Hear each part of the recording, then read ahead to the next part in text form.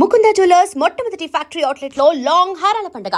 ఈ offer November 8 నుండి 16 వరకు.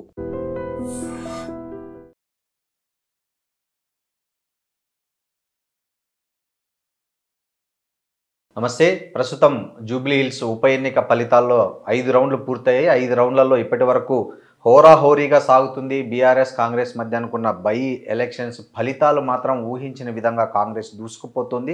ఇప్పటికి ప్రస్తుతం 5 రౌండ్లలో 12,000 పైచిలకు ఓట్ల మెజార్టీతో అక్కడ కాంగ్రెస్ పార్టీ ఆధిక్యతలో ఉందని స్పష్టమవుతోంది. ఇక 5 రౌండ్లు మిగిలాయి. 5 రౌండ్లలో కూడా కాంగ్రెస్ పార్టీ ఆధిక్యత కనబరిచే పరిస్థితులు ఉన్నాయి.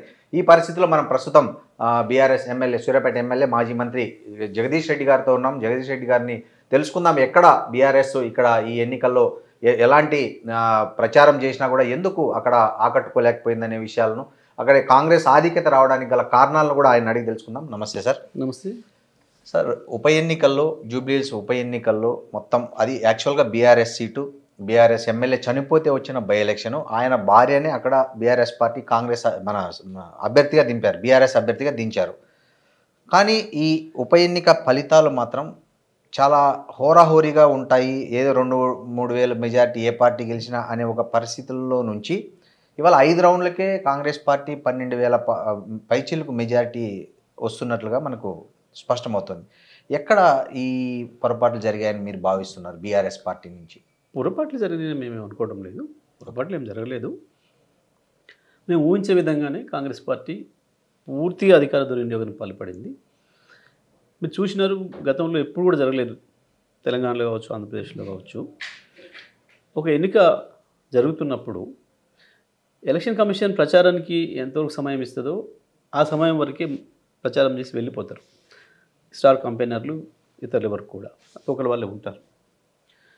మనం చూసినాం, కరీంనగర్ ఉప ఎన్నికలు జరిగినప్పుడు కేసీఆర్ గారి ఫ్యామిలీ మెంబర్స్ కూడా ఉండనివ్వలేదు. అక్కడ కరీంనగర్లో కేసీఆర్ గారు అభ్యర్థి కాబట్టి మీరు ఒక్కరు ఉండొచ్చు, కానీ మీ family members including your wife, daughters అని కూడా ఉండకూడదు. ఇక్కడ వీళ్ళు ఇక్కడ ఓటర్లు కాదు కాబట్టి వెళ్ళిపోవాలి అని చెప్పి పెట్టినారు. అటువంటి సందర్భాలు మనం చూసినాం. కానీ మీరు మొన్న చూసినారు, సమయం అయిపోయిన తర్వాత కూడా అదే కంటిన్యూ అయ్యారు. ఎమ్మెల్యేలు కావచ్చు, మంత్రులు కావచ్చు, ఎంపీలు కావచ్చు, ఇతర కాంగ్రెస్ పార్టీ సీనియర్ నాయకులు, పోలీసులు రక్షణ ఇచ్చి వెంట తీసుకుపోయినారు. తెల్లవారి డే మొత్తం అట్లే తిరిగినారు. పోలింగ్ జరుగుతున్నప్పుడు కూడా ఉదయం నుంచే మనం చూసినాం, అనేక టీవీలలో కూడా చూసినాం. ఎమ్మెల్సీలు, ఎంపీలు, ఆఖరికి డిప్యూటీ సీఎం గారు కూడా అక్కడికి వెళ్ళిన సందర్భం. సీనియర్ నాయకుడు అనుకున్న మల్లు రవి గారు పార్లమెంట్ సభ్యుడిగా ఉండి వారు కూడా వెళ్ళి ఆడ బూతులలో చేసి అధికార దుర్వినియోగం చేసిన విషయం చూసినాం మనం. ఇక్కడ ఎన్నిక అనేది ఒకవైపు బీఆర్ఎస్ పార్టీ, ఇంకొక వైపు కాంగ్రెస్ పార్టీ, రాష్ట్ర ప్రభుత్వము, ఎన్నికల కమిషన్, దానితోడు బీజేపీ పార్టీకి సంబంధించిన కొంతమంది నాయకులు, ఆ ఎన్నికల కమిషన్, వాళ్ళ పరిధిలో ఉన్న ఎన్నికల కమిషన్ మొత్తం కూడా కలిపి ఒకవైపు అయ్యారు. నేను ఎందుకు చెప్తున్నాను ఈ మాట అంటే, బీజేపీ చాలా స్పష్టంగా తనను తాను బలహీనం చేసుకొని ఆ అభ్యర్థికి అనుకూలంగా మారింది. ఒక దశలో బీఆర్ఎస్ పార్టీకి మెజారిటీ వస్తుంది అని చెప్పేసి ఏదైతే బాగా సర్వేలు వచ్చినాయో, అప్పుడు వెంటనే రేవంత్ రెడ్డి గారు బండి సంజయ్ని కూడా రంగంలోకి దించిండు. మైనారిటీస్ను ఎట్లా రెచ్చగొట్టాలో అట్లా రెచ్చగొట్టే ప్రయత్నం చేసిండు. చాలా స్పష్టంగా బీఆర్ఎస్ను బలహీనపరచడానికి ఏం కావాలని చేసి. ఎన్నికల కమిషన్, మేము అధికారంలో ఉన్నప్పుడు గత టర్మ్లో 3 ఉప ఎన్నికలు నాకు నల్గొండ జిల్లాలో వచ్చినాయి. కేంద్ర ఎన్నికల సంఘం, రాష్ట్ర ఎన్నికల సంఘం ఆనాడు నా వెనకాల షాడో పార్టీని పెట్టారు. స్పెషల్ ఎలక్షన్ అబ్జర్వర్ ఢిల్లీ నుంచి నా వెనకాల, నేను ఎటు పోతే అటు, మంత్రిగా, జిల్లా మంత్రిగా, మా వాళ్ళని ఎక్కడిక్కడ రెస్ట్రిక్ట్ చేసిండ్రు. ఏదైతే ప్రచార సమయం అయిపోతుందో అయిపోయిన మరుక్షణం 5 గంటలకు అయిపోద్ది అంటే 5 గంటల 1 నిమిషం కంటే ముందే మీరు బయట ఉండాలి అని చెప్పి మాకు కేసీఆర్ గారు కూడా చెప్పేది. ఆ రోజు ప్రచారం ఉన్నంతవరకే చేయాలి, సమయం ఉన్నంత వరకు, ఆ తర్వాత మనం వెళ్ళకూడదు. మంత్రులు కావచ్చు, ఎమ్మెల్యే కావచ్చు, ఇతరులు ఆ నియోజకవర్గాలు కాకుండా. ఈ రకంగా మేము చేసినాం అన్నాడు. ఇవాళ ఎన్నికల కమిషను, పోలీసులు, రాష్ట్ర ప్రభుత్వ యంత్రాంగము, కాంగ్రెస్ పార్టీ, బీజేపీ సహకారంతో ఒకవైపు పనిచేసింది ఇక్కడ. కాబట్టి సహజంగానే ఫలితం ఆ రకంగా ఉంటుంది. వీళ్ళందరికీ తోడు కొంత రౌడీలు, గుండాలు వెంట. కాబట్టి ఫలితం పెద్ద మాకేం అనూహ్యమేం కాదు, మేము ఊహించిందే. ప్రచారం చేయాలి కాబట్టి చేస్తాం, ప్రజలను ఒప్పించే ప్రయత్నం చేస్తాం, ప్రజలకు ధైర్యం ఇచ్చే ప్రయత్నం చేస్తాం. తప్పకుండా అది సర్వేలన్నీ ఎలక్షన్కు ముందు వరకు సర్వేలు, రకరకాల సర్వేలన్నీ క్లియర్గా బీఆర్ఎస్ పార్టీకి స్పష్టమైన ఎడ్జ్ ఉంది, 5 నుంచి 10% వరకు బీఆర్ఎస్ ఎడ్జ్లో ఉందని వచ్చింది. సీన్ కట్ చేస్తే ఆ తర్వాత మాత్రము బీఆర్ఎస్ ఎందుకో వెనకబడిపోయినట్లు అనిపించింది. ఏం జరిగిందంటారు ఈ సర్వే వచ్చే నాటికి, ఎలక్షన్ జరిగే నాటికి మధ్య ఏం జరిగిందంటారు? ఇవాళ వెళ్ళి మళ్ళీ ప్రజలను అడిగినా మళ్ళీ రేవంత్ రెడ్డి పాలన వద్దు, కాంగ్రెస్ పాలన వద్దని చెప్తారు అక్కడ ప్రజలు. అక్కడ జరిగింది ఏంటి అంటే వీళ్ళు దాదాపు 20,000 పైన దొంగ ఓట్లు వేసుకున్నారు. ఆ ప్రాంతం కాని వాళ్ళను ఒక 20,000 మంది పైగా ఓటర్లుగా నమోదు చేసినారు. మేము ఆ విషయాన్ని కూడా ఎలక్షన్ కమిషన్ దృష్టి తీసుకుపోయాను, మీడియా సాక్షి అందరికి తెలుసు. అయినా ఎన్నికల కమిషన్ ఎక్కడ స్పందించలేదు, ఒక్క ఓటు కూడా తీసేయలేదు. మేము ఆధారాలు కూడా సమర్పించినాం, అవన్నీ ఉన్నాయి ఇప్పుడు మా దగ్గర. ఓకే, ఒక ఇంటికి మేము వెళ్ళినా, ఒక ఇంట్లో 40 ఓట్లు కనపడుతున్నాయి అబ్నార్మల్గా. ఆ ఇంటికి వెళ్ళి ఎంక్వైరీ చేసినాం మేము, ఈ ఇంట్లో 40 ఓట్లు ఉన్నాయి మీరు అందరూ అని. వాళ్ళ ఇంట్లో ఆశ్చర్యపోయారు, మేము 6 ఓట్లే ఉన్నాం సార్, మిగతా 34 ఎవరు మాకు తెలియదు, అసలు మేము అన్నట్టు కూడా చూడలేదు వీళ్ళను, ఇవి ఎట్లా వచ్చినాయో తెలియదు మాకు ఓట్లు అని చెప్పినారు. అట్లా ఒక 20,000 చూపించినాం మేము. ఆయన ఎన్నికల కమిషన్ స్పందించలే, వాటిని తీసేయడానికి ప్రయత్నం చేయలే. ఒకవైపు రాహుల్ గాంధీ ఏమో అక్కడ ఓటు చోరీ ప్రయత్నం చేస్తాడు, మాట్లాడుతుంటాడు నిమిషం. ఈడనేమో చోరీ ఓట్లు ఉన్నాయి మొత్తం. ఇది ఒకవైపు, వాటిని నిన్న సక్సెస్ఫుల్గా వేయించుకోగలిగాను. ఇంకొక వైపు ఎంఐఎం సహకారంతో దొంగ ఓట్లు వేసే ప్రయత్నం చేశారు. మేము అనేక చోట్ల దొరకబట్టే ప్రయత్నం చేసినాం. పోలీసులకు అప్పచెప్పినా వాళ్ళు మా డ్యూటీ కాదు, మాది లా అండ్ ఆర్డర్ డ్యూటీ, అది మాది కాదని మాట్లాడారు. ఓటుకి 5,000 రూపాయలు బహిరంగానే పంచుతూ అనేక మీడియాలలో కనపడ్డారు. అన్ని రకాల ప్రలోభాలు, భయపెట్టడము, ఇన్ని కారణాల చేత ప్రజలు కొంత భయపడిన మాట వాస్తవం. నిజంగా బీఆర్ఎస్ని గెలిపించాలి, రేవంత్ రెడ్డిని ఓడగొట్టాలనుకున్న వాళ్ళు కూడా వీళ్ళ భయానికి, రౌడీలు, అధికారులు, పోలీసులు ఒకటే తిరుగుతున్న భయానికి చాలామంది ఓటు కూడా రాలేదు వాస్తవానికి కూడా. ఇవన్నీ కూడా కారణాలు మన కళ్ళ ముందు కనబడుతున్నాయి. కానీ ఏదేమైనప్పటికీ కూడా మేము నైతికంగా విజయం సాధించినాం. రాష్ట్ర ప్రభుత్వం యొక్క దుర్మార్గాలను ఎండగట్టగలిగినాం. కాంగ్రెస్ పార్టీ ఏదైతే మోసం చేసిందో, ప్రజలకి ఇచ్చిన హామీలు నెరవేర్చకుండా అన్ని విషయాలు కూడా ప్రజలు ఎండగట్టగలిగినాం. ఈ ఎన్నికలను తప్పకుండా మేము ఒక ప్రచార అస్త్రంగా వాడుకున్నాం. ప్రతిపక్షంగా మేము చేయాల్సిన పని చేసినాం. అక్కడ మేము పూర్తి సంతృప్తిగానే ఉన్నాం. కానీ సార్, ఒక పార్టీ అంటే గెలిచి, అది బీఆర్ఎస్ టికెట్ అది యాక్చువల్గా, ఇంకోవైపు కాంగ్రెస్ ప్రభుత్వం పట్ల, రేవంత్ రెడ్డి పాలన పట్ల ప్రజల్లో బాగా వ్యతిరేకత ఉందని చాలా రోజుల నుంచి మీరు చెప్తున్నారు. చాలా చోట్ల అది రైతులు నిరసన వ్యక్తం చేసి మీ వాదన బలపరిచే ఇన్సిడెంట్స్ కూడా కొన్ని జరిగాయి. ఈ పరిస్థితుల్లో తప్పకుండా గెలుస్తాము అనుకున్న సీటు కోల్పోవడం అనేది, ఇది బీఆర్ఎస్ పార్టీ శ్రేణులకు కానీ పార్టీకి కానీ నైతికంగా ఎలాంటి సందేశం ఇస్తుంది? అది పెద్ద సమస్య కాదు. ఇది ఒక ఉప ఎన్నిక సహజంగానే అధికార పార్టీకి అనుకూలంగా ఉంటుంది అనేది పరిశీలకుల అంచనా కూడా మొదలు. మీరు అట్లా చూస్తే 2018 ఎన్నికల తర్వాత, 19 పార్లమెంట్ ఎన్నికల తర్వాత వచ్చిన మొట్టమొదటి ఉప ఎన్నిక మా దగ్గర హుజూర్నగర్ వచ్చింది. వాస్తవానికి ఉత్తమ్ కుమార్ రెడ్డి గారు దాదాపుగా 30,000తో గెలిచినాడు 18 నవంబర్లో. అవును. ఆ తర్వాత పార్లమెంట్లో కూడా వారికి ఇంకా మెజారిటీ వచ్చింది. ఆ నియోజకవర్గంలో హుజూర్నగర్లో 30,000 పైన మెజారిటీ వచ్చింది. వారు రాజీనామా చేసి స్వయంగా వారి శ్రీమతినే పెట్టారు పోటీ. పద్మావతి తీసుకొని పెట్టారు అక్కడ, ఉత్తమ్ పద్మావతి. కానీ ఆ ఎన్నికల్లో మేము 42,000 మెజారిటీతో గెలిచినాం.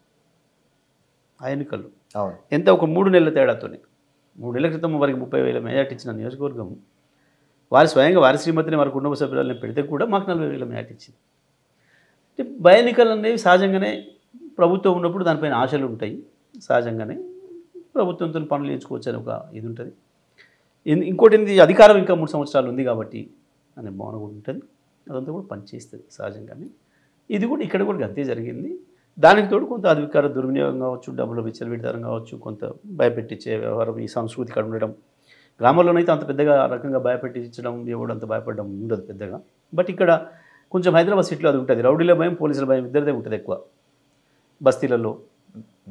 దాన్ని కూడా వీళ్ళు సరిగ్గా వినియోగించుకోగలిగారు.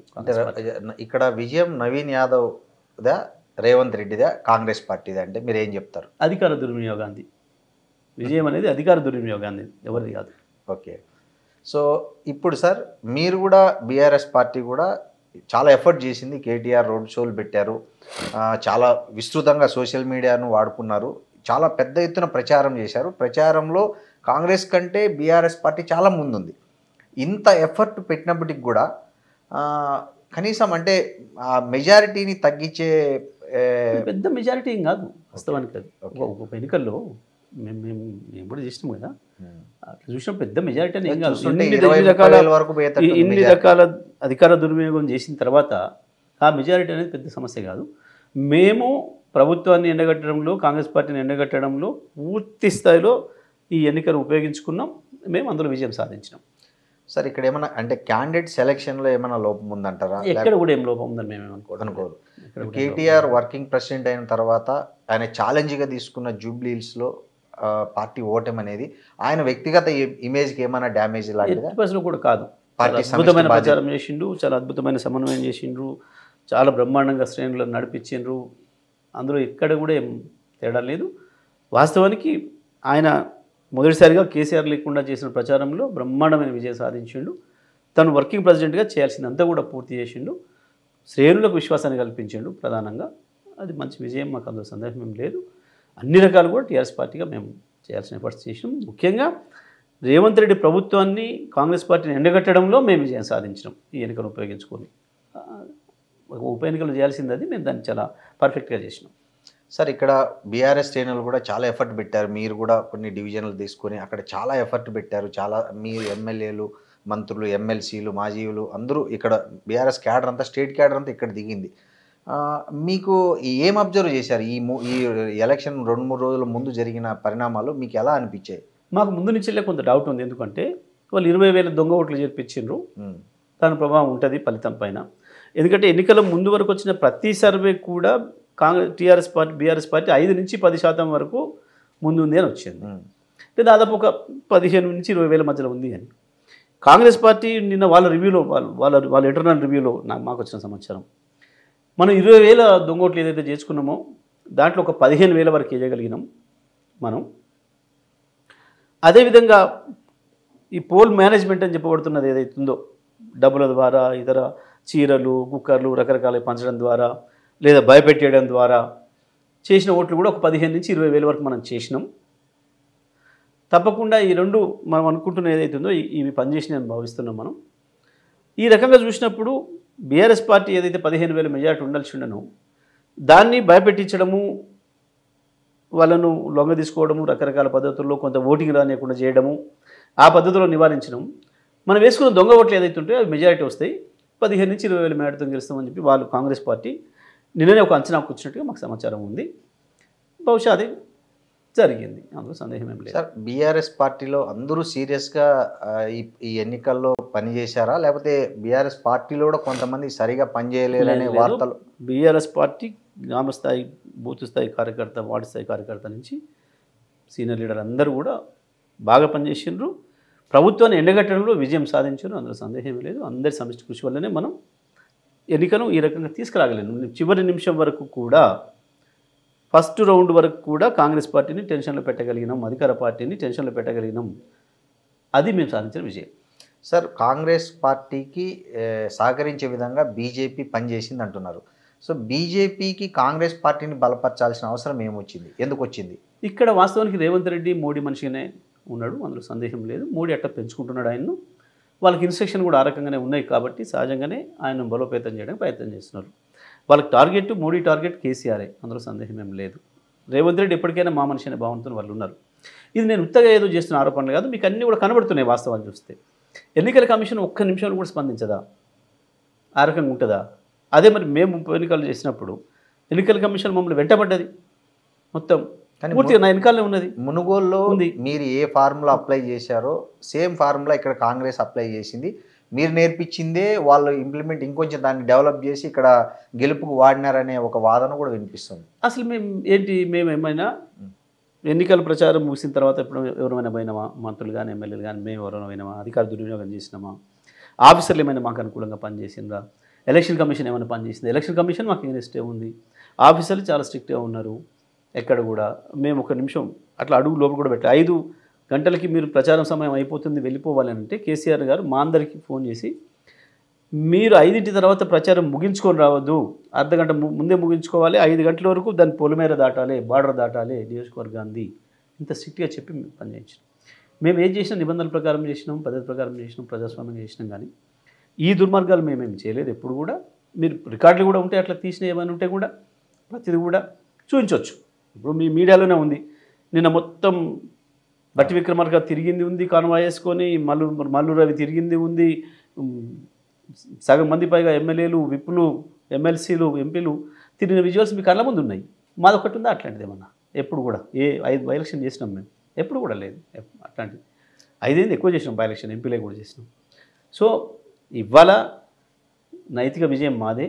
ప్రభుత్వాన్ని ఈ ఎన్నికను ఉపయోగించుకొని ప్రభుత్వాన్ని ఎండగట్టడానికి, కాంగ్రెస్ పార్టీని ఎండగట్టడానికి, వాళ్ళ మోసాన్ని బయటపెట్టడానికి ఏం చేయాలో ఆ ప్రచారం చేసినాం, ప్రజల్లో ఎస్టాబ్లిష్ చేయగలిగినాం ఉన్నాం. సార్ ఈ విజయం కాంగ్రెస్ పార్టీ విజయము స్థానిక సంస్థల ఎన్నికల మీద కానీ లేకపోతే జిహెచ్ఎంసీ ఎన్నికల మీద కానీ ఏమైనా ప్రభావం చూపుతుందంటారా? ఉంటుందని నేను అనుకోవడం లేదు. ఏ ఎన్నికకు దానికే ఉంటుంది. ఓకే, దాని సపరేట్ దానికే ఉంటుంది. పెద్దగా దాని ప్రభావం చేస్తే అనుకోవడం లేదు నేను. సార్ ఈ ఎన్నికల్లో మీరు చెప్తున్నట్లు కాంగ్రెస్ పార్టీ అన్ని చోట్ల అధికార దుర్వినియోగానికి పాల్పడిందని అంటున్నారు. దానికి సంబంధించిన ఆధారాలు కూడా ఉన్నాయంటున్నారు. సో ఈ ఎన్నిక మీద మీరు ఏమైనా కోర్టు న్యాయస్థానాన్ని ఆశ్రయించే అవకాశం ఉందా? ఇవన్నీ ఆధారాలు సబ్మిట్ చేసి చూస్తాం. ఎన్నికల కమిషన్ స్పందించలేదు అనే ఆధారాలు అయితే ఉన్నాయి. చూస్తాం, మేము పార్టీలో మాట్లాడుకున్నాక ఆ విషయంపై స్పందిస్తాం. Okay, thank you. Thank you. And for more videos, Please subscribe to iDream. Please subscribe to iDream. Please subscribe iDream. And please subscribe to iDream. For more videos, subscribe to iDream. please like, share and subscribe to the channel. Congratulations, iDream. Subscribe to iDream. Subscribe to iDream. So subscribe to iDream Media. iDream की iDream team अंदर की huge congratulations. Please subscribe iDream Media. Please subscribe to iDream. Subscribe iDream. Please subscribe to iDream. iDream అంటే నా కళల ఛానల్ను subscribe చేసుకున్న నోరు తిరుగుతలేదు, మీరైతే గంట గుర్తు కొట్టండి. For more such videos, please subscribe to iDream. Subscribe to iDream. Please subscribe to iDream. Please subscribe iDream Media. Please do subscribe to iDream. Please subscribe to iDream Media. For best entertainment and information, please subscribe iDream. And don't forget to subscribe to iDream.